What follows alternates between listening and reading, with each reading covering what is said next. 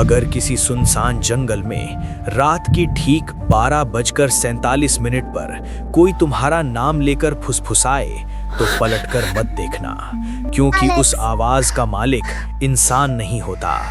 उत्तर भारत के एक छोटे से गांव के पास एक घना जंगल था जिसे लोग सिसकता जंगल कहते थे।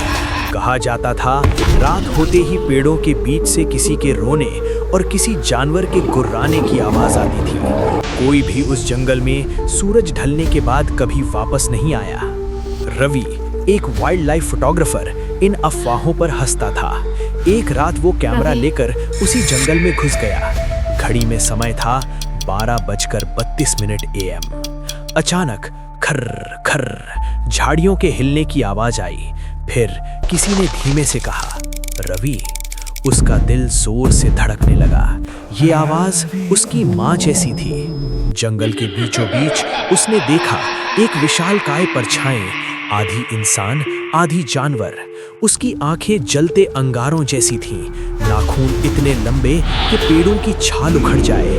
वो दानव नहीं था, वो डर को सूंघ सकता था। जैसे ही रवि पीछे हटा, उस जीव ने जोर से गुर्रा कर कहा, जो मेरी आवाज सुने वो यहीं का हो जाता है। रवि भागा, कांटों, जड़ों और अंधेरे को चीरता हुआ। पीछे से आती रही आवाज कभी माँ की, कभी बच्चे की, कभी खुद उसकी ही, और फिर अचानक सब शांत। अगली सुबह गांव वालों को जंगल के बाहर रवि का कैमरा मिला। कैमरे की आखिरी फोटो में एक आदमी पेड़ पर लटका था और उसके पीछे वही जलती आंखों वाला जीव। लेकिन असली डर तब शुरू हुआ जब रात को उसी जंगल से एक नई आवाज आई। अगर तुम ये कहानी सुन रहे हो तो अब जंगल तुम्हें पहचान चुका है।